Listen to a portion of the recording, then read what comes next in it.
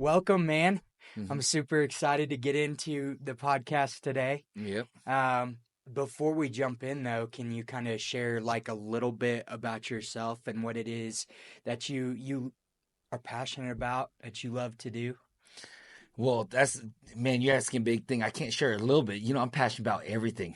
Brother, Absolutely. this morning I got out and make my own decisions. I have freedom, and so I'm going to be passionate about everything.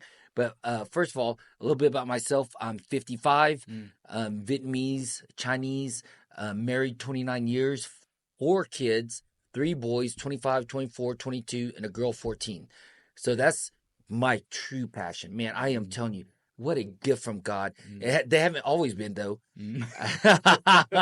I'm not saying what you order, but she hasn't always been a gift to me, if you know what I'm saying. But those really are my passion.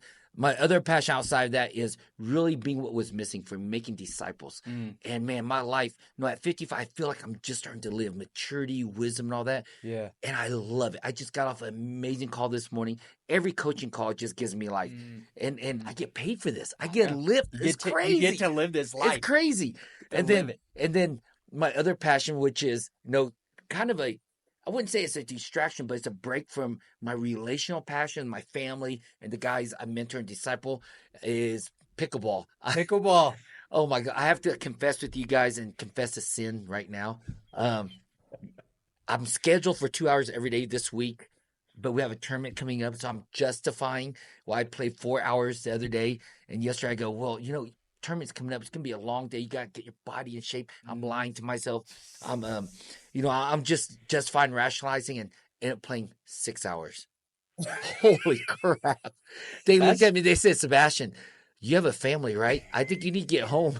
They literally kicked me out of the pickleball. Told me to get home. It's been 6 hours, bro. You need to go home. Oh my God. Oh my! I haven't been this addicted in a long time. Yeah. I love it. You're making it happen. Oh my! This weekend we're having a tournament. We're gonna podium. Yeah. I don't care. It's Colorado amateur state tournament. So we qualify here. We get to go to the next tournament for the state. So this is a real deal. Oh you're man, you're not playing pickup anymore. This is part of my declaration for the year that I was going to play in a tournament this level. That's this awesome. level, yeah. That's awesome. Well, tell me a little bit. Okay, so your story is unlike, just anybody's story, right? A Chinese mafia boss. Yeah. I just want to jump in. I want to hear it. You're almost insulting it because you didn't realize I started off in the Mexican mafia.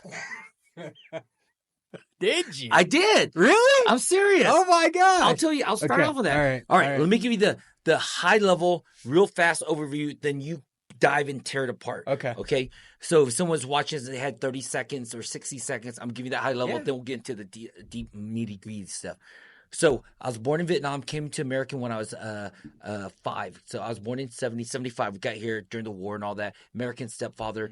And then my parents got divorced and she went to Kansas and I went with my mom. But before they got divorced, I learned something. I was in Hayes, Kansas. You know where that is, right? Yep, because Hayes. You're white. Yeah. Yeah. All white people know where. Anybody else not white, it's never been there. I'm telling you. And it's German Catholic when I grew up, right? It was like 85% Catholic when I grew up there. Yeah. Now it's down to 65. Just went to a funeral there. The priest updated us, right? So, but it's important to know that culture. And I was going to St. Mary's Elementary School, and the kids had this game and said, "Come on, Sebastian, we're out to play." And they made this horseshoe around me, semicircle around me. I'm looking like, nobody's on my team. What's going on? And they pulled their eyes back, started calling me a chink and making all these noises. Sound like, what the F is going on? I was just a little kid in elementary. All I knew they were saying is, "You're not like me." And they were pointing it out there and pulling back their eyes, calling me these names. I had no idea. Yeah. I just knew me against them. And that was my theme for a long time, me against the world. Yeah. And my parents got divorced, didn't have a dad really raise me and stuff. And what the kids taught me was, you're not like us. As soon as we got to Dallas, I saw this other person, and I thought the kids in Hayes, Kansas was making fun of me because they had a better tan than me, right? I mean, I had better tan than them. That's what I thought. But it was, and I got to Dallas, I saw this guy had a better tan than me. I was like, oh, son of a biscuit. I said other things back then, but son of a biscuit, this kid has a tan, right? Then I saw this other guy with the ultimate tan. I said, holy crap. I've never seen a black person in my life. Wow. That's how it's Kansas too. Yeah. Like, And then I get there, and I saw a black man, and I said, "Whoa, he has a great tan, like the best tan, but he's too big and too strong." You know, everybody I saw now was just comparing to me. I was pulling them apart, finding something wrong with them because the kids found something wrong with me. And so that journey led me down. My mom's single mom, worked 3 jobs a day. Me, my sister, my mom, and we're living in the low income area. Food stamps back then. You guys don't know what that is, but I mean, literally, pick it, you tear off a book, and you go pay like dollars, fake dollars, like toy money. But we lived in this Latino community, all Mexicans, barely speak English if anybody could. But my best friends were Mexican. And we're sitting there one day, and Uncle goes, my friend's dad goes, "Hey, you guys take this brown paper bag over there, so-and-so house." We're like, "Oh," he goes, "but you can't open it, okay?" We're like, "Cool." And you do it, and you don't open it, and you come back, we'll give you $5. I said, "You just say $5? We used to pick up bottle caps for like 10 cents, 15 cents, quarter max, right?" Yeah. Remember that? Yeah, $5. Holy crap, we're rich. That's good money. We're going to get 2 sodas at each hand, get all this candy, just pig out and just die from sugar high, right? Yeah. Well, we went and did that, came back out, and we got high on candy and all that, and we came back, we're out of money now. Asked Uncle again, "Hey, do you have any more brown bags? Do you need that?" I mean, I want more candy, right? Yeah. He goes, "Yeah, we do." Then now we're getting on bicycles, taking further runs. Yeah. And now we know what's inside. Yeah. You know, we're growing up into this. Yeah. And then one day I'm sitting there, and literally, they brought like 2 giant duffel bags, throw them on the table. They're opening up, and it's marijuana, and they're taking it out, starting up and doing this. And I'm sitting there watching with like, this is the most amazing thing in my life. What is going on? I didn't know what drugs were. I didn't know. I just saw it's intense. You can feel it. Yeah. Like, this is business. This is serious. Yeah. And I watch him. I go, "Hey, Uncle, what if you did this and this instead?" I'm in elementary, I think in 5th grade at that time. Yeah. And they said, "Chino, you think you do my business better than me?" I go, "I'm not offended. Sorry, Uncle. I was just asking." My brain was just clicking, right? God gave me this natural thing, seeing scaling and process. And he goes, "Here, 5th grade," gives me a bag of weed, a quarter bag. "You go sell this in 1 week. You got 1 week to sell it. You come back, I'll sell you more." Hell no, I did it in 3 days. 3 days. He gave me more. And me and his son, and we just started running the road. But that's how I started off in the Mexican Mafia. Man. But it's not like TV and all this stuff you see. It's family. Yeah. It was community. Yeah. It's what we were in. And I didn't have to get jumped in all that bull crap. Right. I just slid in by doing what? Hey, he asked a favor. I did it. Then like I said, "Hey, I like that favor." factor. The availability Yeah. and the willingness. I didn't have to know. See, I think the things that entrepreneurs today, they really screw up is they think I have to know everything. No. Do you have the willingness? And it will reveal itself to you as you go. The mechanics, what to do, how to, it reveals itself. But first, do you have the commitment? I give you all the mechanics. You won't do it. There's enough to do. Our new daddy, YouTube, he'll tell you what to do everything. Then how come everybody's not super successful? They don't have the will. They don't have the clear intentions of the results they want to produce. Oh, dude. Yeah. That's so good. That's so good. So question for you here. What did power and success mean to you then? And how does it compare to what you value now? So power and success then and now are truly night and day. So power and success back then was having the ability to control anybody. That was power. Oh my gosh, it's a drug. It is a drug. So I'll give you an example. Now, you know, I was in the Mexican Mafia. Then all of a sudden my family says, my mom says, "Hey, by the way, your brother's coming to America." I'm in junior high now. I go, "My brother? I have a brother?" He goes, "Yeah. I didn't want to tell you in case he died on the way here in America." I'm like, son of a bitch. Think about this. I have an older brother. I felt like abandoned my whole life. My mom's working 3 jobs. My sister's older than me. She got her. I'm this boy just running around trying to figure out life. And also, I got an older brother. I go, "Why didn't you tell me?" "Well, in case he died." "No, but he's coming." Little culture shock, huh? It's, super. They came, and now it's just my brother, my uncles and aunts, like 12 people come, and they look like hell. They've been, I didn't know, of course, this is hindsight. They were on a beach. They were living on a beach. They were, I forgot what that's called, but they're assimilating to America, right? Refugee camp. Oh, okay. And then they're going to come to America. Well, all the paperwork went through. My mom paid for them. They came to America, and they look like hell. They black. And what I learned from the white people, the darker you are, the less you're liked. That's not my people, right? I'm like, but part of it's like, hell yeah, it's my people. I grew up all white people. There's Asians now. My heart's like, you belong. You're not a mistake. You're part of something. And I'm like, yes, but I'm like, oh no, you ugly. You're like, you dark, you have fro, your hair, like you need a haircut. They're wearing pants. Back then we call them high water because you're poor. You get hand-me-downs and your pants didn't fit your legs and they go high. Now it's back in trend 50 years later, mother, daughter. You know what I mean? They pay for it to be that short. Back then we got hand-me-downs that are short. I was rejecting my brother. Long story short, power is this. They got a point where now there's like 15 Vietnamese guys my age there going to high school. They like to steal stuff. The Mexican like stuff. Cars that go boom, tires, rims, radio. But the Mexicans had drugs. Vietnamese love the drugs. And I'm like, I got this. You know how powerful it is for an 8th grader telling high school students, listen, I'm in 8th grade junior high. Telling people in high school. They came and messed with the Vietnamese. The Mexicans went and got in a fight with them. Usually with the Cowboys. This is in Texas. Somebody came mess with the Mexicans, the Vietnamese would go fight them. Dude, that is power. When you can control people like that, because you're giving them a transaction, I'm giving them drugs, or I'm giving them car radios or whatever, or guns, selling them that. Meeting a need. They are just eating it up, and I have power. 8th grade. Yeah. Bro, I was high on power. I was drugged. So your question is, what was power like? To me, that was power, controlling people. Now, power is totally different. Power is serving people. I am so high. When I'm off a coaching call, I feel like I live my purpose in life. I'm empowering people. But the way I empower people is not no cheesy Christian bullshit. Right. I'll just tell you now. Yeah, I know. My interview call this morning, a client, he has a Christian background. I met him at a Christian business meeting thing. I go, bro, I'm not a traditional Christian. Okay, I'm going to tell you up front. I set the frame for him. I said, I don't bullshit, and I told him, blah, blah.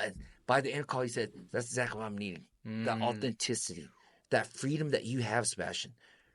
And I go, because I played the religious game. I had to. I had to learn it. All of us do. Richard Rohr says best, it's 2 halves of life. I had to live that first half to appreciate my second half. So I don't throw the baby out with the bathwater. I celebrate it. But I don't have to be bound by religiosity. Come on. I get to be authentically me. I give people a reason to reject me, then have a reason to accept me. And the way I feel power now is I empower people. And here it is, the secret. Ready? Here's how I empower people and gives me life and purpose. I give people reason to reject me. Then I've given them reason to accept me.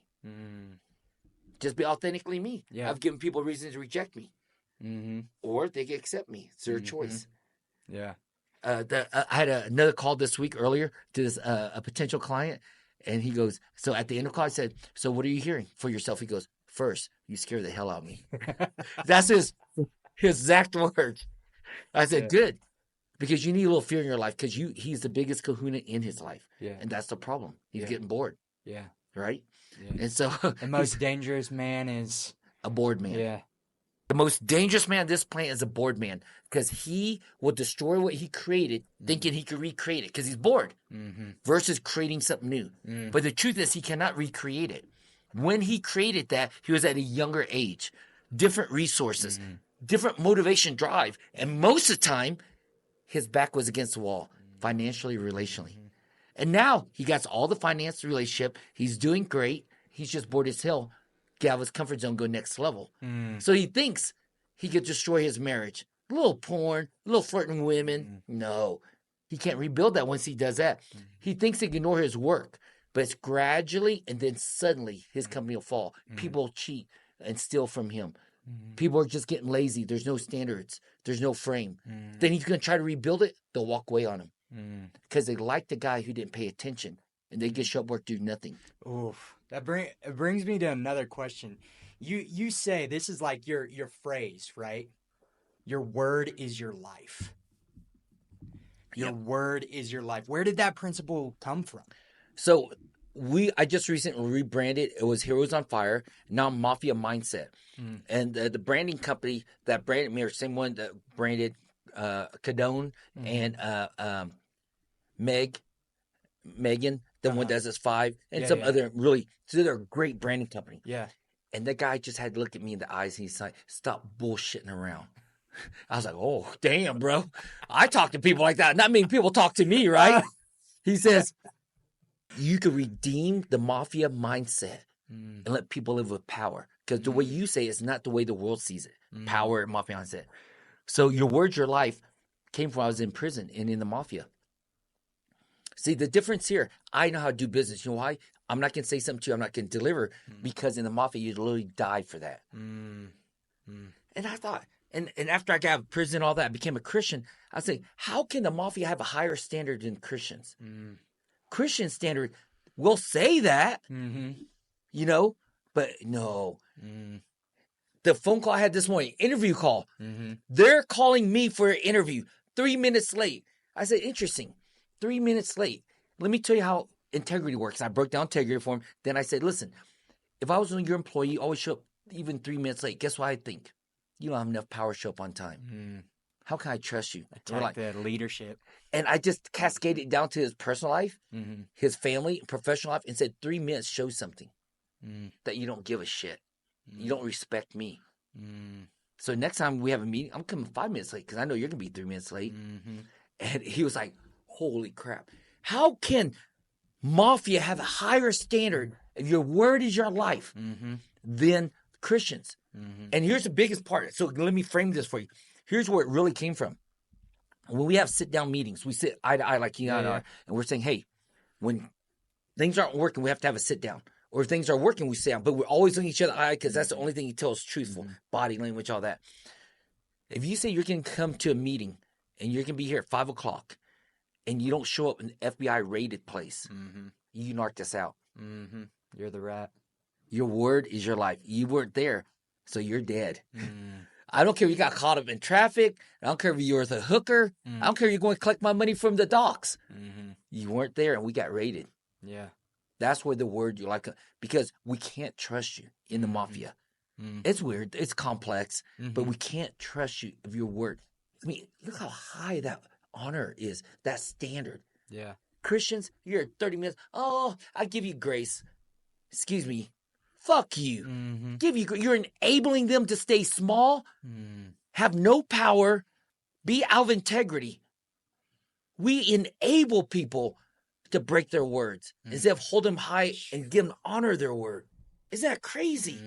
It's crazy. And it causes, look at the marriage. Yeah. Our marriage rate is no different than secular Christian and secular. Take it a step further. Society just as a whole. Yeah. We have no other standard. Why would anybody want to stay married? If you look at the Christians, we have the same, and we're supposed to have this God who empowers us because we lost honoring our word. If you tell your wife you're going to be home at 5, you have to honor your word. You know? And if you're going to be late, then you renegotiate word. Acknowledge, hey, I acknowledge I'm late. I'm committed to being on time next time. Yeah. No, they don't give a crap what you acknowledge. Oh, come on, forgive me. You know, working on. I use that forever as a pastor. But guess what? Donna got tired of it. She didn't wait for me for dinner anymore. She didn't make sure the kids were. She just didn't have it. She didn't care. If I showed up, I showed up. But she never prepared for me because I was so out of integrity. I was such a liar with my word. And I justified I'm doing the things for the church. I'm pastoring. I had a last minute client come in. Well, you have a family, stayed there, not last minute. They're waiting for me. Yeah. I had no idea to honor my word. I was full of shit. Yeah. I mean, how many of us struggle with that? I mean, I would say that everybody struggles with that to an extent. Yeah. And we let that dishonor run our life rather than the honor in our life. And it's terrible. You know, it's funny. You make me think of this this Bible conversation I start saying now. It's verses, scripture, and all that. Like, shut up. You know, it's like just one little section so holy. The whole thing is it's a conversation with God, right? Yeah. But there's a conversation. The Bible says, if God has forgiven us for everything, will we abuse grace? Do we go on and continue to sin and this and that and everything? No, I got grace. I'm not going to sleep with a prostitute anymore. I'm not going to steal from work anymore. I'm not going to cheat on my books. I'm a good, but you can't even honor your word. And you say, oh, just give me grace, or we give each other grace. Are we not abusing that principle? We're full of shit. What do they call it? Greasy grace? Greasy grace? Yeah, grease. I've never heard that. It's a white thing, huh? You're crazy. I am crazy. Hey, we just played pickleball, and I always love this. There's not many Asians here in Colorado Springs, right? And once in a while, I'll get a partner that's Asian. And I'll say, all right. And I say it loud. You know me. Asians versus Caucasians. Everybody's looking around like, what the hell, dude? This guy just say that? No boundaries with No, Sebastian. no. Because you know what? If you can't make fun of it and laugh at it, then it owns you. Yeah. I'm silly. We have a lot of fun. Yeah. That's But so let me good. just summarize real quick. Power in the old way was control people. And I was like, I loved it. It feels good. Yeah. No, don't anybody tell you it's not, they're a liar. Yeah. Look at this whole system, this whole world. In the Mafia mindset coaching, we have a path of power, path to power, part of it every week that you do to have power. Power runs this world. You only need so much money. People don't understand this. You only need so much money. Once you get that much money, the only thing you're after now is power. You're not after financial stability. You're not after status. You're after power. And that's when everything goes to hell. It's beyond the influencer. Oh, Yeah, it's gone. Being an influencer is a part of power. Yeah. You want to influence people. Yeah. You want to get there. You want people to say your name, accolades, and all that. Right.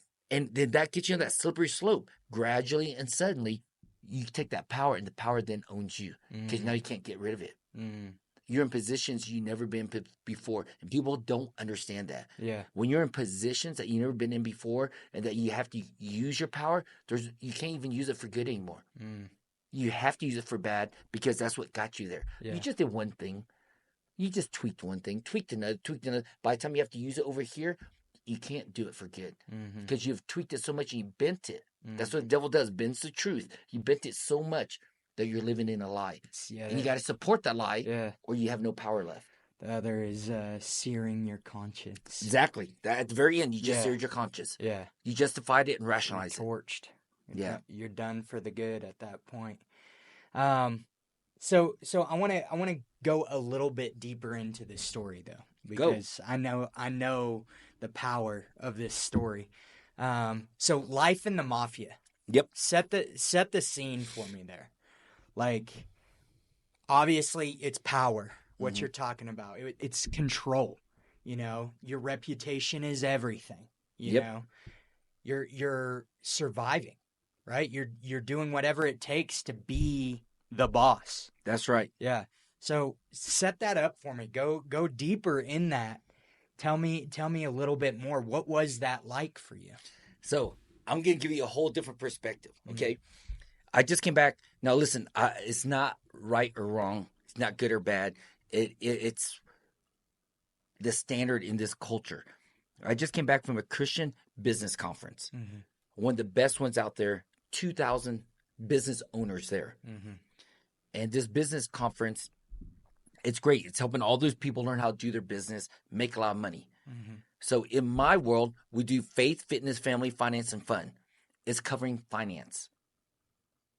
And maybe a little bit of fun, maybe, but mainly finance. So it's missing 4 other categories for me. Their faith is their spiritual connection that gives them a purpose. They know why they're here on this planet. Connection to God, that they're living to be a contributor to this world, gives them purpose. Second, and in this order, faith, then fitness, self-love and self-care, mental health, emotional health, how they fill up their cup every day.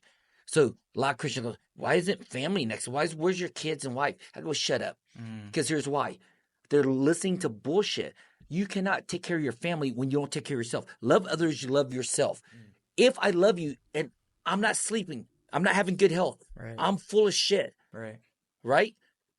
Then my love for you is pseudo, it's fake, it's fabricated. It's induced, it's obligated, I have to. It's the older son and the prodigal son. If you're taking care of yourself, the prodigal son who left then came back because he realized his father's way is better because he's filling up his cup. He's going to fill up his cup the father's way. Then now I get to love you. And that love flows, overflows. Faith, fitness, self-love, and self-care. Love others as much as you love yourself. Faith, fitness, family, then relationship. All relationship, not just your biological. Who you hire, put on your team, under your payroll, you're adopting in your family. They have the keys to your house. People don't think that, oh, my biological family. No, you spend most of the time, sometimes more of your work family than them. Then it's your community that you put around you.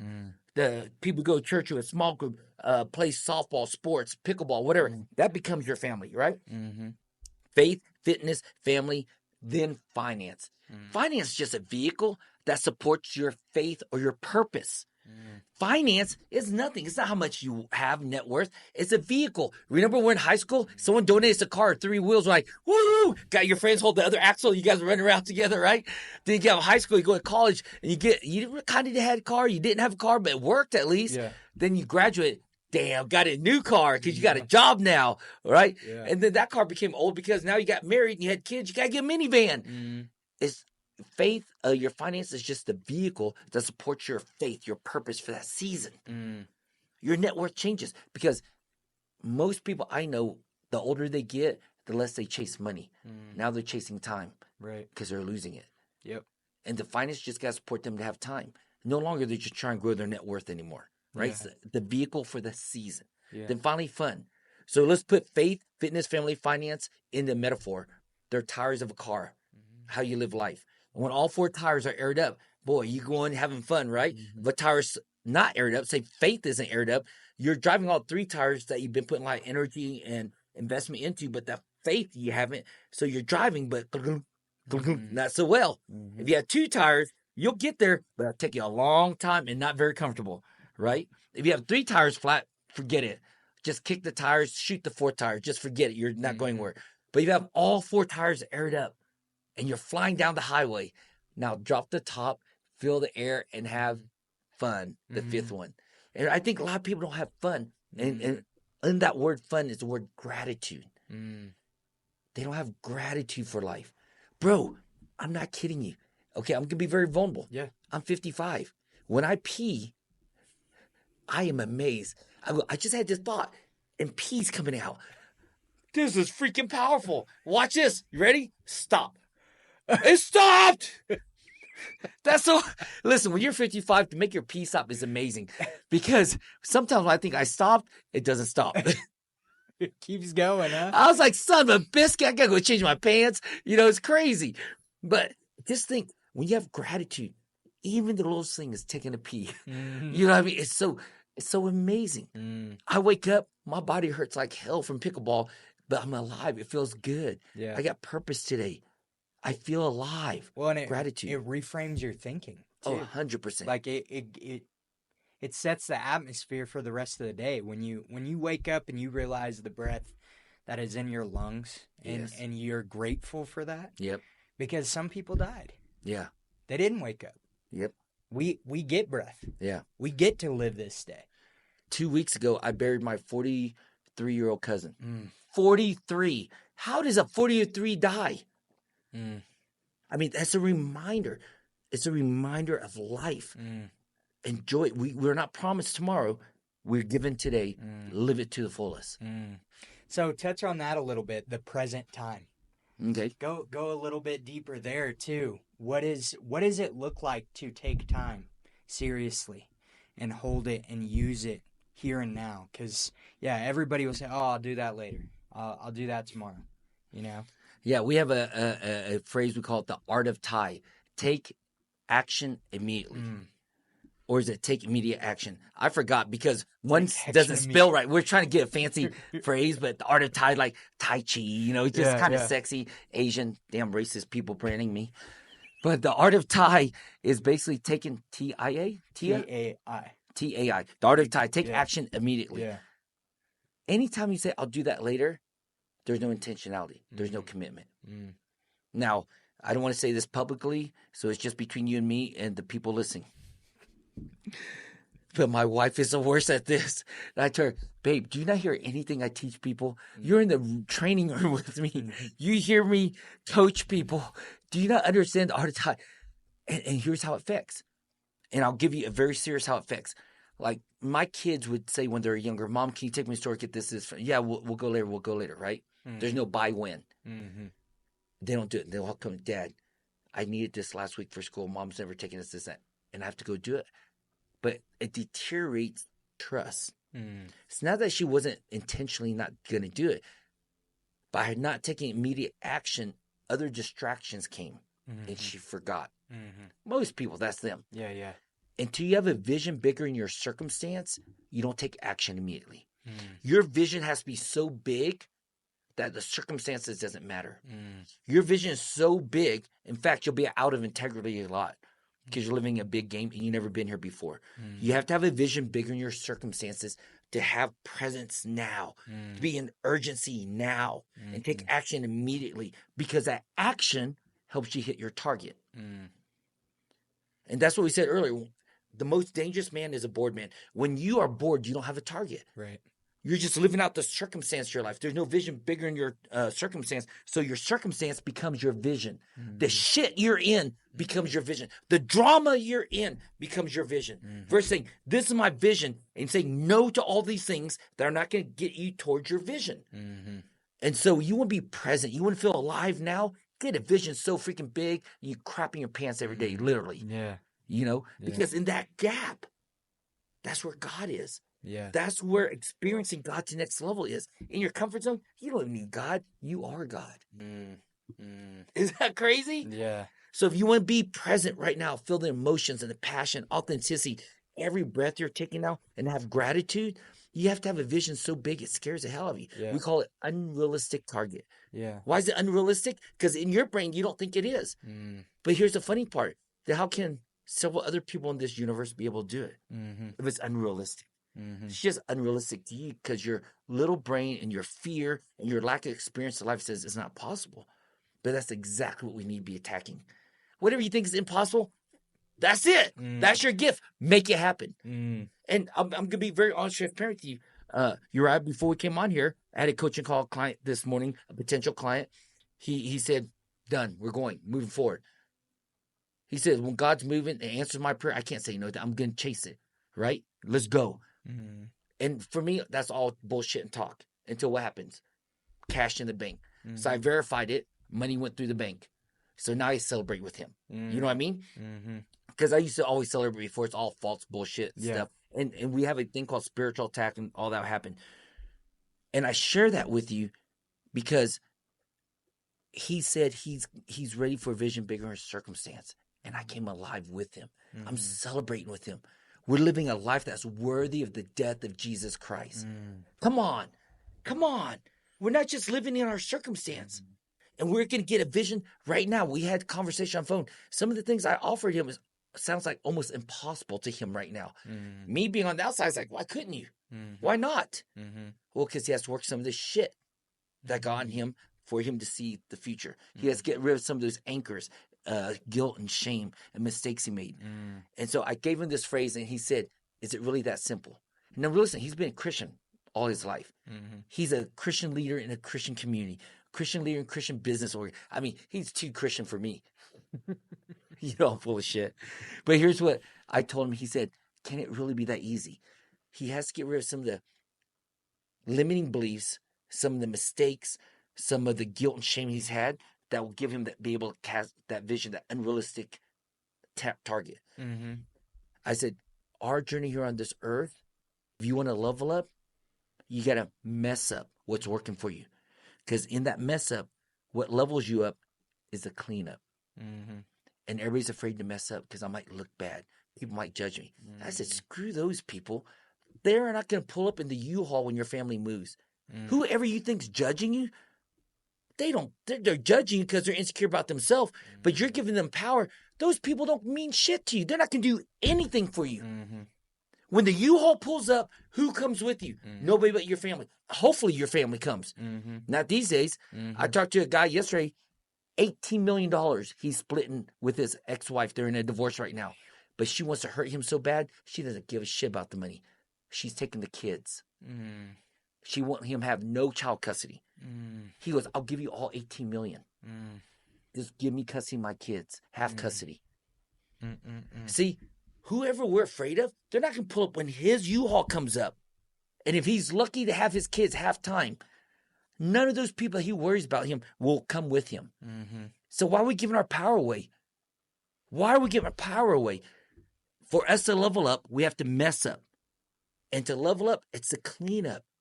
It's a perseverance. Oh, I got to tell you this. This is so funny. So I was telling this guy who happens to be a Christian. And it's big for me because I have this thought about Christians are cheap, this and that. Because I grew up as a pastor, as a missionary, Yeah. and the organizational church that pay us like shit and all that stuff. And so I have this lie that I believed into up until now. And all my quote unquote non-Christian clients, they pay like hand over fist because they know it's going to get them results. The Christians went, oh my God, up until now, right? I had this guy, and I was telling him the same thing. You got to mess up, clean it up, then you level up. They go, it's that easy? Yes, it's about forgiveness and all that, right? And I said, here's what people want to hear. In the Bible, you've heard this. Perseverance builds character. Character gives you hope. I said, here's what they don't really tell you, because that's part of it. That's what the devil does, only give you part of it. You want the whole truth? Suffering. Suffering. Listen to me, my friend. Suffering, eating shit. It feels like you're eating shit in your marriage. You're suffering. Then you have to persevere. And in that persevering, because married 29 years, you don't think it's always been great? Hell, I felt like I was eating shit every day for a while. Suffering, perseverance, then character. When you have that character, then you have hope. The guy says, can we do this without the suffering? He was a smartass. I hope he's a client. He has make up his mind. But if he's a client, I'd love him because he's a smartass. And I love it. Because he's being honest though. It's like, can't I just get there without the suffering? No, you have to have the suffering, brother. But it could be that easy. And here, let me give you the context now. The guy I had a conversation with today. Here's the context. Ready? You have to mess up to level up. And to level up, it's a cleanup. He goes, you sure it's that easy? I said, let me ask you a question. What we're talking about right now, the mistake you made, the fuck up. Did you ask God for forgiveness? He goes, yes. I go, good. Now go ask him right now. Hey, remember the other day when I asked you for forgiveness for that? You know what he's going to tell you? Don't know what you're talking about. And the guy, you should have seen it. It hit him. I go, because what happens when you confess your sins? He goes as far as the what? And he finished my sentence. East is to the west. So when you ask God, hey, remember where I screwed up? He's going, don't know what you're talking about, bro. So why are you still remembering it? Either you receive the forgiveness and live life to the fullest right now with gratitude and passion and build the future you're committed to. Or you stay stuck in your history and make it all about you and not God's power, because he already forgave you. You're just wanting the rewards. Listen to me. The rewards of the shame and guilt, the empathy and sympathy, the stuckness. Those are all rewards you get. So you don't have to be present with your family right now, present with your business, present with your children. And you don't have to build a future. You can stay stuck in the past and you get blame circumstances, justify and rationalize. And the devil won. And I told him, it's that simple. It's really that simple. But if you don't fuck up, you can't clean up, you can't level up. And the reason I say that word so disgusting boldly, because so it feels like it's not just messing up. I just fucked up my whole life. Fucked up my business. I remember one time when I was learning how to trade. I think all pastors go through this. I learned how to day trade. Dude, I was killing it. I was killing it. I got greedy. I didn't listen to my guy, my mentor. We're in Bali. We're in fucking Bali at a trading retreat. There was only 25 of us with him because we were the highest paying one. We're making the most money. We're all trading live. He trading live from there. We're watching him. Either we go in with him or it's all of our choice, right? Our machine. With this one trade, we're killing it. But we said, once you make X amount of percentage, you pull out. Don't get greedy. Not my ass. Guess what I did? I was up a lot of money. I doubled or tripled down. I mean, I went. First time I ever lost. One push of a button. Remember, this is 20 years ago. It was a lot for me back then. One push of a button, over $100,000 said goodbye. I saw it get taken out in like 3 seconds after I push it down. Churn it, drop. And when falling knife falls, you don't catch it. But I didn't tell my wife. She was there with me in Bali. We're in the trading room, come out. That's the first time my whole life I never slept all night. Not because I was afraid someone's going to kill me and all this in the Mafia time. This is after being a Christian because I fucked up. See, when I say that, men that understand me, they didn't mess up. They didn't forget to file their taxes. No, they had an affair. They cheated. They did a business deal. that they can't go back and tell their wife about because they know it stressed the crap out of her. They took C4 and blew up their life, man. They blew up their life. But you know what? If we don't blow up our life, what's working for us right now, we can't level up, go to the next level of life God has for us. And that journey of cleaning up, that perseverance, that suffering, perseverance, care, that's what allows us to level up, experience more life and have a life to the fullest. Right. But so I want to encourage you and everybody listening that you have to blow it up. Now, you can do it intentionally, like mess up your comfort zone, get out of your comfort zone, or you can do it reactively because you're bored and you really fucked it up. I'd rather do it intentionally. Get out of my comfort zone, get an unrealistic target bigger than my circumstance, suffer, persevere, character, and have hope. It's a journey. Yeah. It's a journey. Yeah. Dude, Sebastian, it's so good, man. I want to keep going for sure. So there's this lie that we bought into. What is that? What lie? The There's lie. a lot. Yeah. Dude, bro. Listen, we just had live training. Danny and I, Danny's been my mentee for the last 7 years. We just talked about it, 7 years. He just did his first live training. I was there supporting him while he was doing his first live training. And I told him, say this and do this. And one thing we kept on saying is, you have been brainwashed. As a Christian, as a man, this world has brainwashed you. But now you're an adult. You get to choose what brainwashing you want. And this weekend, we're committed to brainwashing you. Yeah. You get to choose, does it serve you or not? Everything we listen to is brainwashing us. Yeah, Every TV show we watch is brainwashing us. Absolutely. Every music we choose what you're going to get brainwashed. Does it serve you to hit your unrealistic target? Yeah. If it doesn't, don't brainwash yourself with that. Yeah. But we're always getting brainwashed. Yeah. It's not right or wrong, good or bad. It's what we're choosing. It gives us certain results. Yeah. We're always getting results. This world, don't moralize this world. Don't make it morality or religious. Make it pragmatic. Make it work or not work. And if you don't have a target, that's when you watch people start moralizing things. And I had a friend of mine, his sister came visit, and he goes, she's super religious. I go, what are you talking about? Everything's this.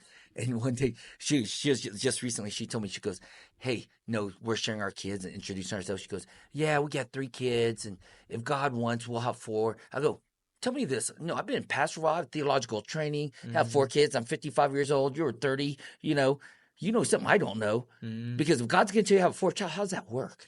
I was being a smart ass, obviously, right? Then I told her, listen, you already know God's will. She goes, if it's God's will, we'll have a 4th child. I go, you already know God's will. She goes, I do. He says, be fruitful and multiply.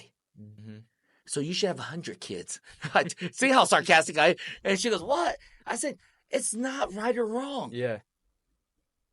This freedom thing is called freedom. Freedom in Christ is a choice.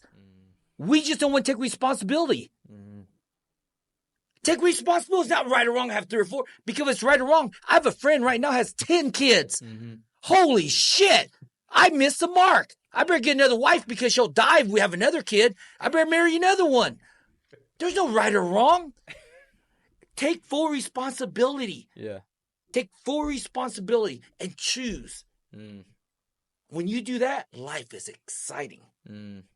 Life is exciting. So, talking about brainwashing, lying, you better tell me because there's a lot we're being lied to. What are you talking about with the lie? What lie? Power, money, sex, women? What are you talking about? I mean, it's all there. But you coach high level men. Yep. Right. We've talked about that. Entrepreneurs, executives, faith driven leaders.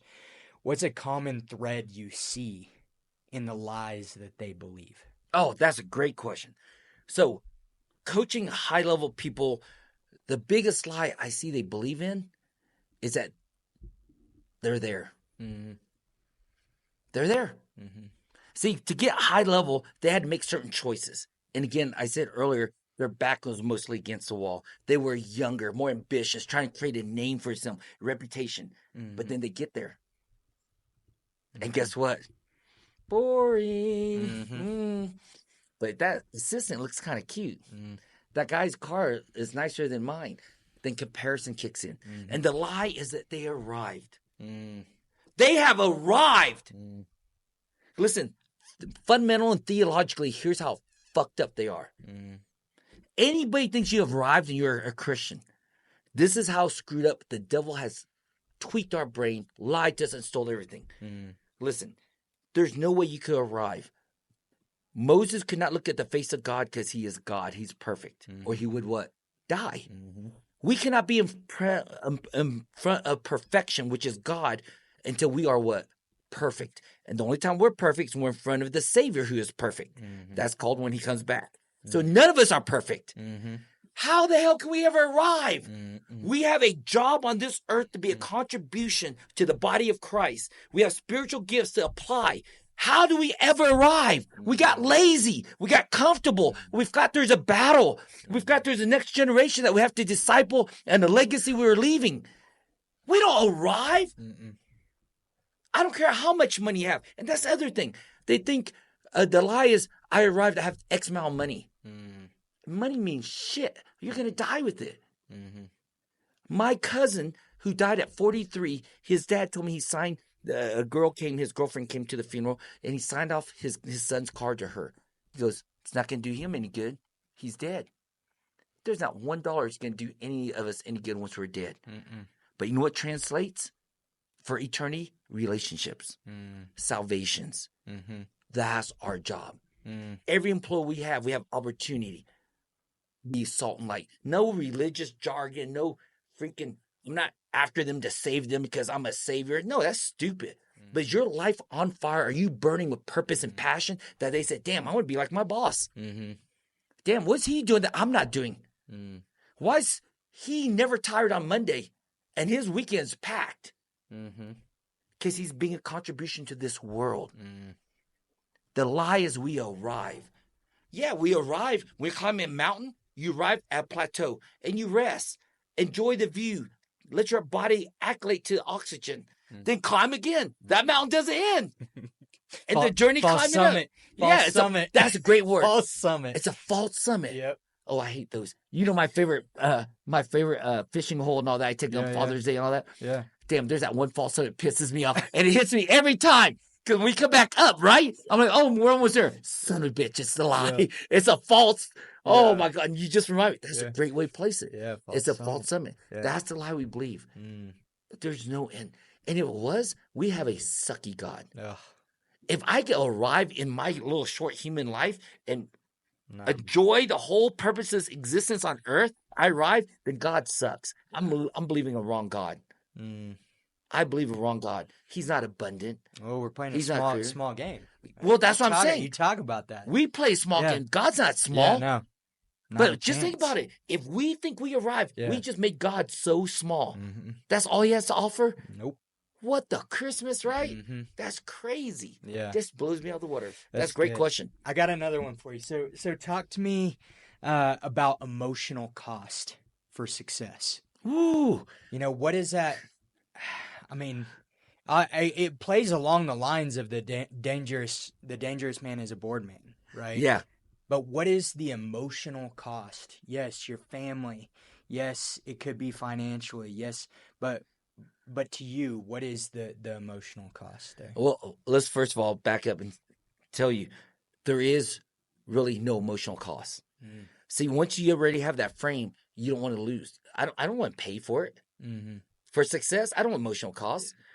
There's emotional maturation and maturity. First of all, most men don't know their emotions. You know that. You've been in my training. It's like we get them say their feelings, right? It's like, I have to do. I go, bro, I said your feelings. What do you feel in this moment? Well, I have to do this. No. Are you mad, sad, angry? They look like deer. We have never been given permission. We have been emasculated to feel. Today, I got a new pickleball paddle. I'm going to crush this weekend's tournament. And it's crazy. I can't believe it. It's never been in my hand before. But it has a sky blue color. And, you know, I'm a shit talker. So nobody in the pickleball community talks shit. They're all so bored. But when they play me, everybody starts talking shit because I talk shit, right? This guy goes, wait, come up. So we all come up to the front of the net. And he goes, that's a really interesting paddle. I was like, oh, yeah. I got all excited telling him about it. He goes, no, the color. Because I think I read some statistics, 80% of women use that paddle. And he was trying to get in my head. And I go, oh, you want to talk some shit? Let's go, baby.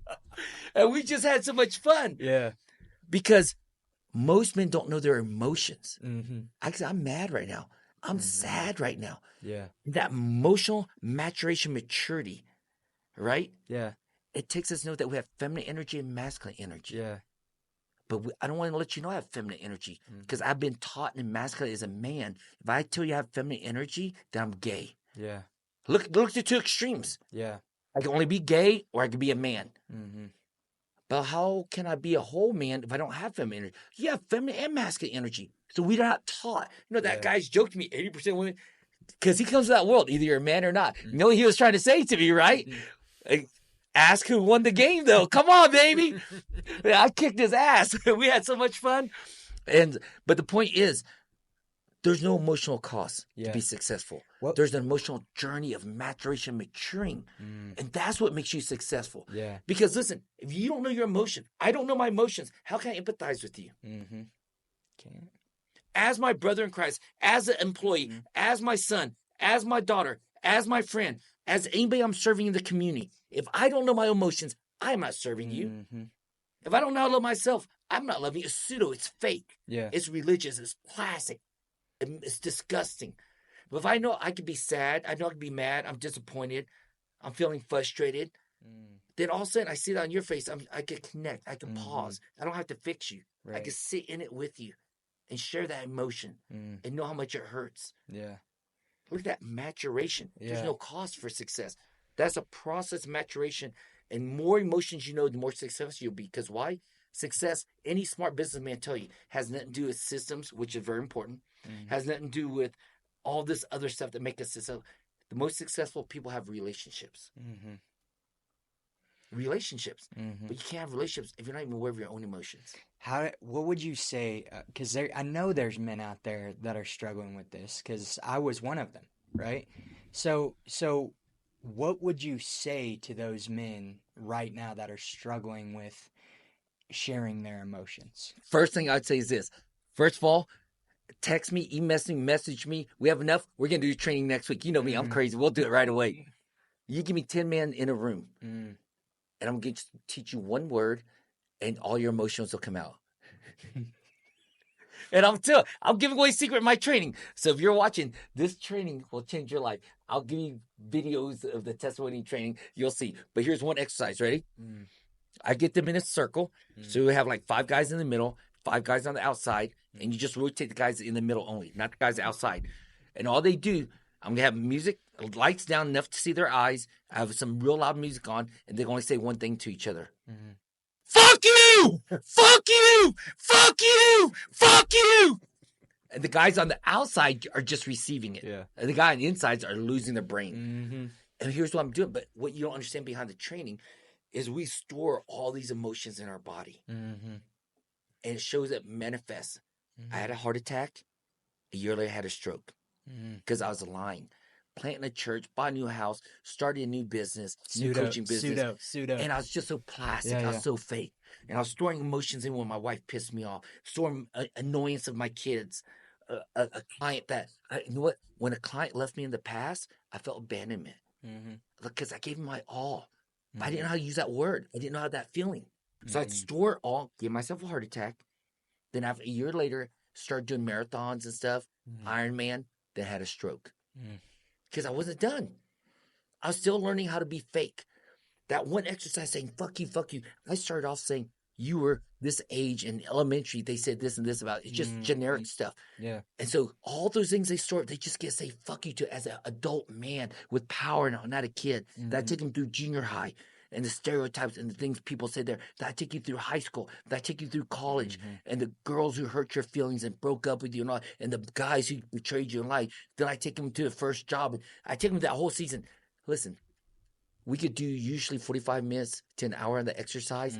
By the time everybody's done, you think they'd be exhausted. They feel more alive. They literally say they feel like they're flying. Because all that thing. But, you know, that's why I said I used to have a stereotype, and I still have a little stigma. I need more Christians to prove me wrong. But when I got Christians and they're afraid to say it. You're not cussing at anybody. You're cussing at your lies. And in fact, in that first 3-day training, I got a guy, I'm sending him a video. I told him the first 3 days of the training, first 2 days, I cuss like a sailor. I'm all up in their grill. And the third day, people all of a sudden notice the shift. How come he's not cussing at us anymore? And I had a client ask me one time, Coach, how come you're not cussing at me? I go, because you stopped cussing at yourself. I was just your mirror the first 2 days. See, I'm not cussing at people. I'm cussing at their lies. I don't attack the person. I attack the issue. Yeah. If I don't attack the issue, they don't see how significant it is, and that issue is killing them. It's taking them down. Yeah.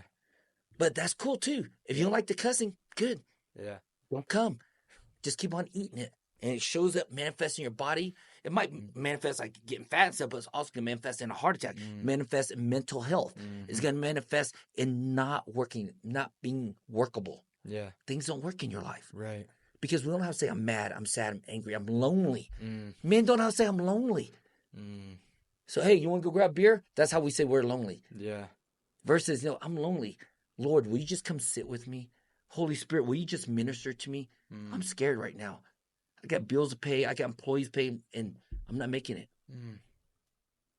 Yeah, that quote from Viktor Frankl, he calls it the existential vacuum. Yeah, that feeling of meaningless, even when everything looks great on paper, right? What does that look like today in men's lives? Oh, my gosh. So let me put it in context. Again, I'm not saying it's wrong. Right. I'm saying it just doesn't work to the fullest. I'm at a Christian business conference. This organization done great helping these guys be successful in business. Yeah. But that's one of the 5 domains I teach, right? Everybody look great.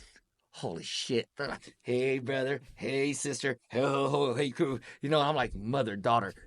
This group of guys asked me, hey, they have chapters, and all, and they say, hey, you want to come hang out with it, get to know us and this, that, and, see if you want to be in our chapter. I'm like, oh, yeah. I get there. The chapter chair goes, hey, I got open tab. You want to get your... I like you already. It had open tab. I just learned this new drink called coffee martini. Dude, espresso martini. Change your life, right? Espresso martini. Do not get it. Do not drink it. Holy crap. I'm down to 3. I'm like, this is the best thing in the world. Everybody's my best friend. But there, everybody looks good. And, it's expensive to be there. You're part of a group that you're paying monthly dues to. So everybody's at a certain financial status. Yeah. But then guess what it does? Because you're at that financial status, you're only talking about that financial status. You're not talking about all the other thing that's not working. So that's what the existential disconnect looks like. Out here on paper, I look good. I own a business. I have a lot of money. I'm at one of the most elite conferences. We're paying good money to be there. You can't be there if you don't have money. So what do you want to talk about? Your money. And you're not talking. I had 3 deep conversations at a table like this, these guys. One just breaks down and starts crying. Because I don't give a shit about their money. Bro, I had more money they could ever shake a stick at. I owned a whorehouse. I had more women they could ever shake a stick at. I had more money from cocaine, and I had more men. I tell a man before, when we were talking about power control, they're dead. That's how much power I had. I had little brothers following me around. They wanted to kill someone for me because they did. I owe them something. That's power. And we focus on the wrong thing. You want to know what real power is? When we are weak, God is strong. Yes. And we don't talk about that. We don't talk about our weakness. Man, one of the most powerful mentor I had in my life was Eminem, the rapper. In his movie, what was that, 8 Miles? 8 Mile. Damn, it was so good. I didn't even understand. I was so young at the time. I had to watch it again. The last scene, he goes in this rap battle. He's a white kid in Detroit, all these black people making fun of his mom with the whole trash. And he realized the power and the secret life. What it is? Vulnerability. He grabs the mic first. And the other rapper thought he was going to take him down, cuss at him and stuff. Because that's what you do in rap battles. No, he goes, my mama's a whore. I'm a bastard. I don't know my dad. I'm a white guy in a black man's world. He's just rapping all this stuff. Like he was taking himself down. He's being vulnerable, transparent, talking about his weakness. He gave the guy the mic, dropped it in front of him. What else are you going to say about me that I don't accept about myself already? Powerful. He walked off and he won. See, that's not a Christian movie. Shit, most powerful Christian movie I ever saw. Holy crap. Yeah. And that's what it is. When we posture ourselves, keep talk, and look a certain way, man, those guys, that's why I don't like going to conferences. Yeah. It's already framed that way. It's not Christian, not Christian. It's already framed that way. It's so inauthentic. It's plastic. I like going to a place where we get to say, shit, today was a hard day. Yeah. Yeah. You know what? Today, there was like 5 women in pickleball. I couldn't get my eyes off their butt. They're so curvature and beautiful. And not feel judged by it. Not feel like I'm dirty, I'm bad, and Jesus is not going to love me. But I'm a real human being. And I was telling one of my clients, I literally do this because women dress too inappropriate, especially at pickleball. They have these tights on, playing pickleball. I'm like, first of all, and a couple of my notes that are Christians, I told my sisters, I said, hey, that's inappropriate. You need to put some over that butt. You know what I mean? Because I'm a butt man. But I say 2 things literally. If I see a nice butt, do I say, that's a nice butt? I wonder if that's natural or does she work out? Then I make myself laugh, right? Because serious, not all women have a nice butt. Some work out, other ones natural. Then one time I go, it's probably fake. She got those butt injections or pumps or whatever, right? I make myself laugh. Now it's time to play pickleball. I don't shame myself for that. I acknowledge it, but it doesn't have power over me, and I move on. See, men who only peacock and talk about their status, they can't laugh at it like I do. They look and they feel guilty. There's a reason we look as men. That's a whole nother topic. It's not shameful or bad, but either we let it own us or we own it. But once we hide things and we don't talk about our weakness, it owns us. Anything we hide. Yeah, in the darkness, it owns us, controls us. So let me give you a cool, I'm sitting here in front of you. You're one of my best friends in the world. You're actually my son that I adopted. So they don't know, but I have like 4 white sons that compete to be the best white son. So that's it. You tell the other ones, they know who they are. Hey, you guys know. But now I forgot what I was going to say because I started laughing about that. But you can't peacock. The power is in your vulnerability and sharing your weakness. So he can have the strength. When I'm weak, he is strong. So I can ask for that power. I can invite it into me. You know, he's close to the lowly. He's close to the brokenhearted, the ones that are busted up. You know? And it doesn't come in the form of someone poor and homeless. Right. I think it's mainly in the middle class. You watch. When I lived in Southern California, I just moved there about 4 years ago. For 25 years, the most poorest people dress the nicest. Holy crap. I just went back and visited. Saw my son, celebrate my son's 25th birthday. I said, Pete's coffee. Me and my wife having coffee. And I love Pete's, my favorite. And these guys would come in. I'm sure they're like Uber driver or Grab Go driver, whatever. He goes, no, they can't be. He's dressed better than me. This kid looks like fucking dripping top down. I mean, like, wow. Like, I want to go get a job from this guy. Then I got up. I'm not kidding you. I got up. I looked where he was standing. I looked at the bar. I could have swore where I registered, it says pickup order right here, right? Yeah. And where he was, I finally found a little sign. They know it because that's their thing. It said pickup drivers, Uber's not a little sign right there. That's where they pick up their stuff. But order pickups over here, like regular people, right? Everyone who came in to pick up coffee, you go deliver it, look like they owned a business. I guess they're going to fake it till they make it. But that's inauthenticity. Yeah. It's not going to get them where they need to go. Right. God. Dude, so much already, but I want to get tactical. I want to get into the mindset. Let's do it. The Mafia mindset, right? So, you say it starts with declaring an unrealistic target. Yep. Why that word? Okay, so unrealistic means I don't believe I can have it. My self-worth is misaligned with God's identity in me. Listen, his son died for my sins. Now, just think about that real quick. I don't care your theological belief. That's just a screwed up saying. That someone had to die for your mistakes. So it's easy for me to understand. Right. I went to prison, brother. Right. I'm standing for the judge. I know I've effed up. You know what I mean? I know I made mistakes. And this guy stands in the audience. Excuse me, sir. You just sentenced him 66 years to life.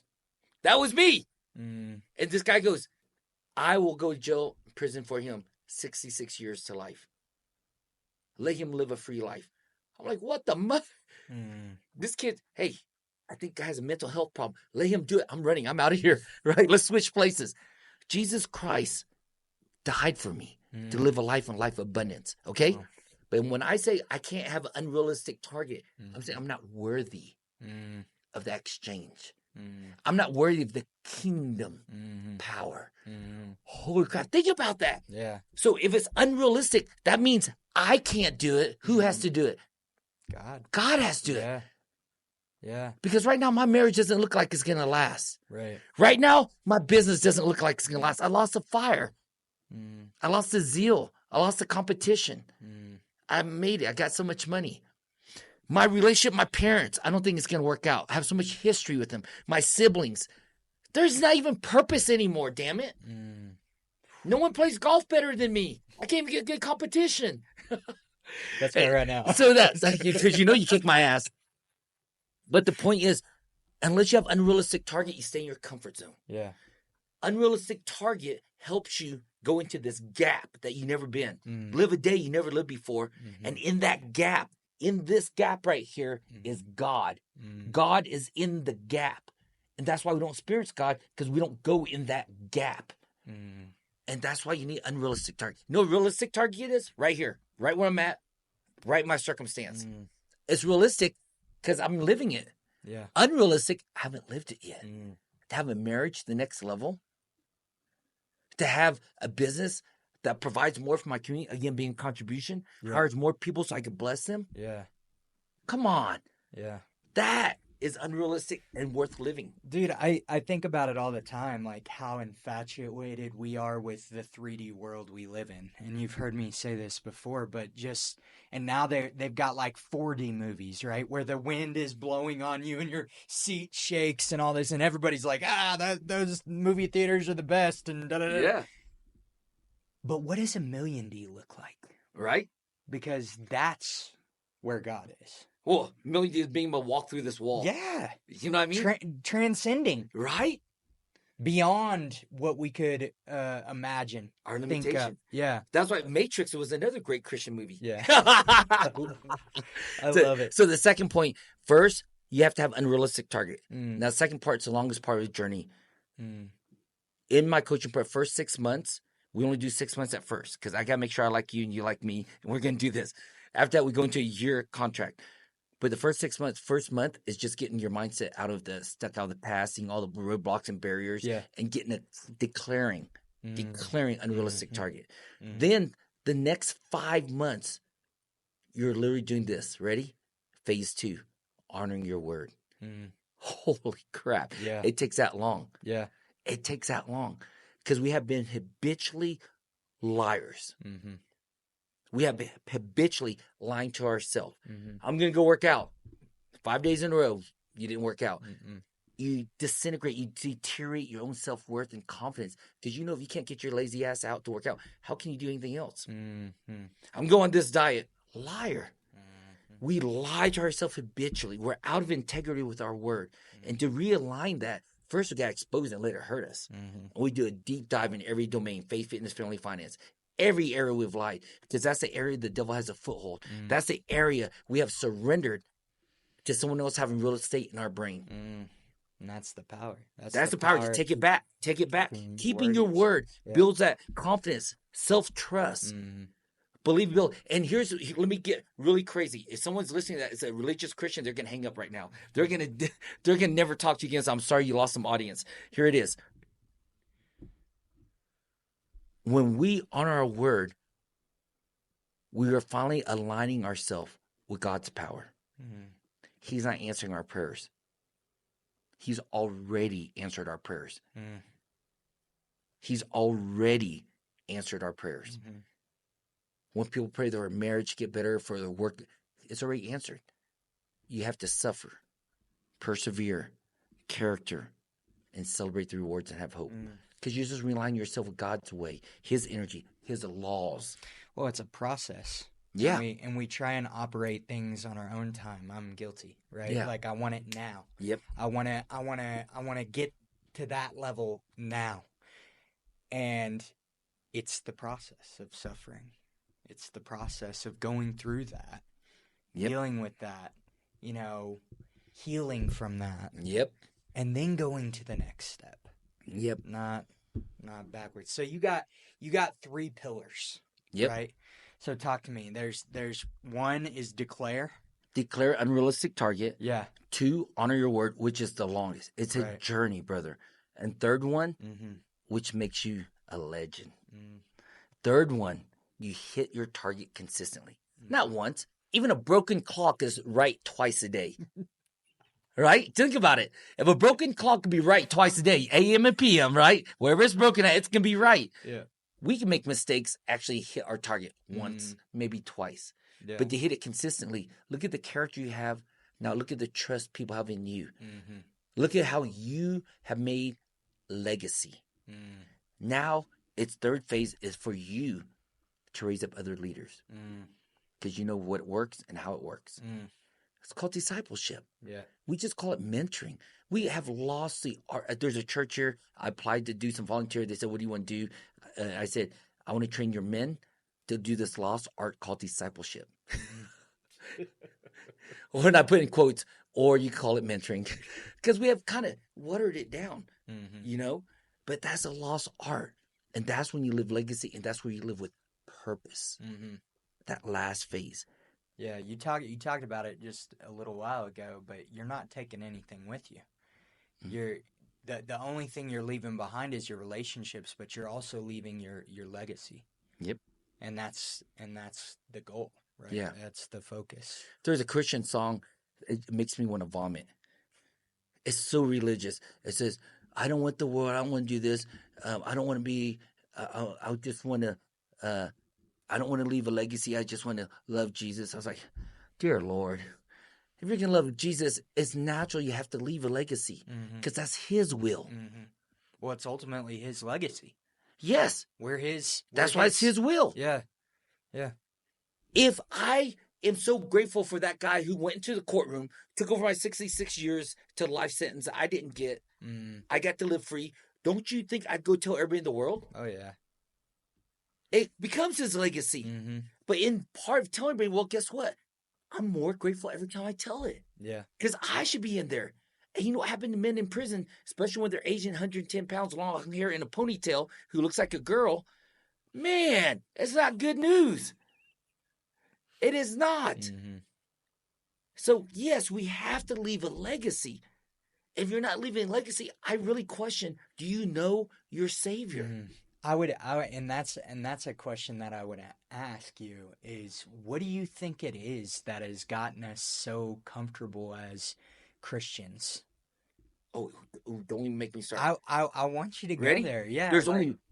I'll make it very simple. Here's what makes us so comfortable as Christians. Inauthenticity. We lower the standard down here. Do you know what win-win is? Everybody talks about win-win. So I have a business principle, okay? Either you're having a transaction or you're having a partnership. A transaction is, you have an iPad right there, right? I give you the iPad, you give me money. Done. Transaction. It's just like prostitution. I give you money, you give me a service. You know what a partnership is? Win-win. What's your vision? What's my vision? And how can we support each other to have our visions, right? So here, everybody wants to play this win-win game. Here it is, win-win, right? Uriah wins, Sebastian wins. I'll be circle, you be flat. Uriah, Sebastian, right? You have win-win. Uriah wins, I lose. Sebastian wins, Uriah lose. Sebastian lose, Uriah lose, Sebastian loses, right? To have win-win, ready? You have to have lose-lose. See, you know what win-win looks like in the Christian church right now, in the Christian community? Inauthenticity. Because to have win-win, we both have to be authentically ourselves and be willing to offend each other. But we wouldn't offend each other. You know how to win-win. You know why? I respect your difference. I respect you're on a journey different from mine. How can I lift you up in that journey closer to God? I respect you, Sebastian. You're in a different place. But we try to make everybody inauthentic and religious and plastic. A looking certain way. Oh, did you pray before we eat? You know what's funny? I do this because I was a missionary for years, And when you go other countries, you don't close your eyes when you pray because then they know you're praying. This was 25 years ago, 30 years ago when Don and I first got together. I'm in Vietnam. They lock up Christians. Mm-hmm. I was preaching. Someone's holding a latch on the door in case the cops came to open the latch, throw me in, car in back way, take me out. I could have got arrested. So when you pray, you don't pray with your eyes closed and bow your head like America. Yeah, you open your eyes and you're just having a conversation. Someone's talking, so the cops don't see that you're a Christian. Mm-hmm. But here in America, close your eyes, bow your head. Mm-hmm. Did you pray before you eat? Mm-hmm. It's all religious. It's inauthentic. So here you go. Ready? To have win-win, I have to be willing to have lose-lose. Mm-hmm. Meaning, I'm going to be the most authentic version of myself so that you can be the most authentic version of yourself. Mm-hmm. Then we have win-win. That's beautiful. You can't have win-win until you're ready to lose each other. Mm-hmm. And the only way you can lose each other is I give you a reason to reject me. Then I've given you a reason to accept me. I've given you a reason to reject me. I'm authentically me. Mm-hmm. Christians aren't supposed to cuss. This one does. Do you see what I'm saying? Yeah. Yep. Until I'm willing to come down here and lose, we can't have win-win together. Right. Isn't that crazy? So good. So that's the one problem is inauthenticity. And here's the craziest thing. We're all created uniquely and wonderfully created. Mm-hmm. When I first read Psalms 139, I read it like 100 times. I was like, this is bullshit. Because in the Mafia, we don't let you be individualistic. Right. You have to conform. I can't trust you. Mm-hmm. You have to light the incense, drink the drink, everything we do. You have to, or you are not in the circle. Mm-hmm. Same thing Christianity. Mm-hmm. We just do it in a proper and polite way, bullshit way. Mm-hmm. And the Bible says we're uniquely and wonderfully created.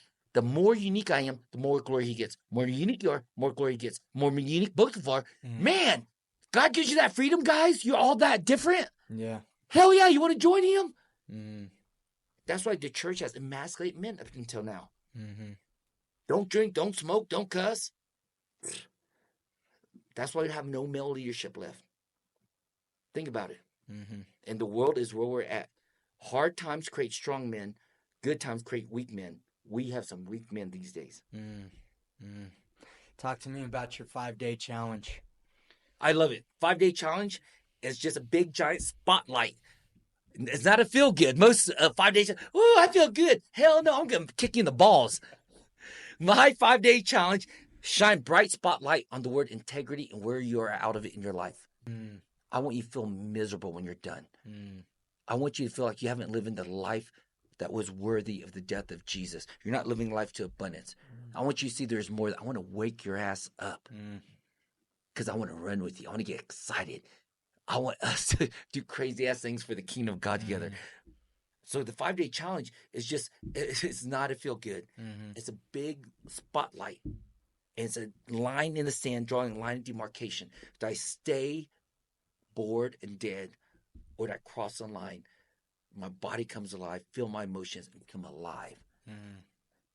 And have an unrealistic target. That's it, 5 days. Unrealistic target. Because all I'm doing is using a filter system to see who I want to be my client or not. Yeah. Because if they don't want an unrealistic target, they're still chasing money. I don't want people chasing profit because their identity is still as successful or wealthy or significant as my checking account. I'm done playing that game. I want to see people who chasing purpose. I'm not couch surfing anymore. I'm doing good, but I'm bored as shit. I've plateaued. I've arrived. But I know this is not arrival. It's an existential crisis they're having. Yeah. I know there's more. Yeah. This $500 shirt doesn't do anything for me anymore. Right. $1,000 underwears don't feel silky anymore, right? I have a bigger purpose to be a contribution to this world. Start making disciples. That's what the 5-day challenge is. So it filtered out for me because I want to run with these men. Yeah. Yeah. So you would say, I mean, obviously it's for men, and it's for men that's not chasing profit, but they're chasing purpose. Yep. That's good. Can you share a story of someone who did the challenge and what changed? I just mentioned him earlier. First in my head because I just talked to him before coming here. But first guy pops my name's Danny, Dr. Danny. He's a dentist. 7 years ago I met him. Just opened his practice. A couple years. just started his family, kids. He is chasing profits like crazy. Of course, he has to. He's paying off his practice. He's paying off his staff. He's paying off his wife, cars, his kids, education, house. Dude was drowning. He was hating his life. Now, he's got to a place, his practice running, he has an associate running it. He got some money coming in. His wife's not working. Kids are older age. And all he talks to me now is because he got to me through the training. How do I do the training? So I taught him how to be a coach. He started his own coaching business in the dental community. He just went to a client site first time. I taught him how go from coaching 1-on-1, go to the site, do evaluation. He just did that. He updated me. We're celebrating all this good stuff. But then we're doing this men's training. He just did one. See, purpose now, again, is not power to control people. It's power to what? Serve people. And that's what he wants to use his resources, his time, his treasure, his talent to serve others. That's good. Is that cool? Yeah, that's real good. So key message. If you could just land the plane, hard landing, right? What would you leave people with for the key message of why you do what you do? The key message of why I do what I do is this: wake people the fuck up. We get one life. But not only was I in prison multiple times, never been raped. Let me repeat that. Never been raped. Proud of that. Because it is hell in there. Yeah. I was almost raped several times. If I didn't have money to buy bodyguards, I would have been raped. Yeah. I was a skinny 110 pounds, long hair. I would have been raped. I've been in prison. I've been in so many situations, had a heart attack, then a stroke. I rolled my car, fell asleep driving. I'm not promised tomorrow. I have this one life. There's an urgency that burns in me out of gratitude and regret. Regret that I abused everything God gave me. But there's a gratitude that burns even greater. And when I woke up, man, I don't even need an alarm clock. Just when I woke up before my alarm clock again. Because I got such a great day ahead of me. I'm so excited. I was kind of pissed. I was like, dude, another 5 minutes would have been nicer. But I woke up from my alarm clock. I laugh. I have this joke. I start laughing and stuff. Yeah. And I got up, touched my legs. Yep. Guess what? I'm going to go pee. And I have this game. I get to go pee, right? I have this gratitude. Yeah. So I want to wake up people to enjoy the little things in life, even where they pee. Listen, in prison, you don't have, especially when you're a mass population, there's only a certain amount of toilet. And the guy who runs the whole show, he's a lifer. Like, he's not going where he's dying in there. So he has nothing to lose. He's running the joint. If you go poop or pee without your turn or his permission, man, 5 guys are all over you. You know what I'm saying? I get to choose, go my own bathroom, pee at my timing. Go poop whenever I want, right? No PTSD. No pee, not at all. But here's the point. If I get to why do I do, it's to awaken others. By God's grace, I'm 55, made my profit. Now I get to live out my purpose. I don't need to control others. I need to serve others. And I want to wake them up because I can't serve them until they see how yucky they've been over here. Now, this is season. You have to go through it. Yeah. But sometimes they get in this middle board season. They're not even making profits anymore.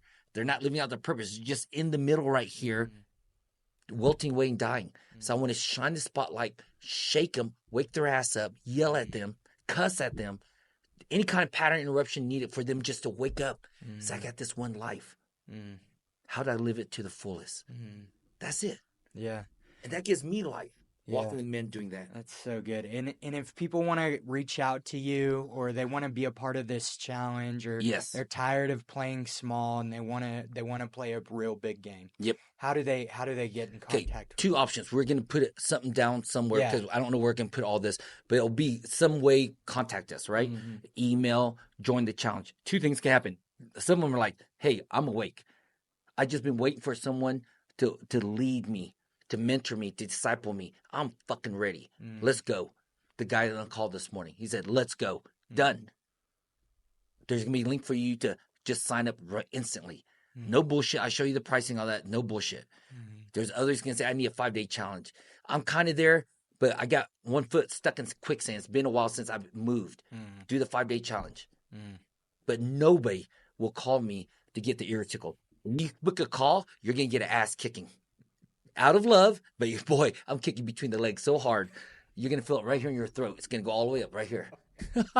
Sebastian, dude, thank you so much, man. I just respect you so much. I'm so grateful that you're in my life. Yep.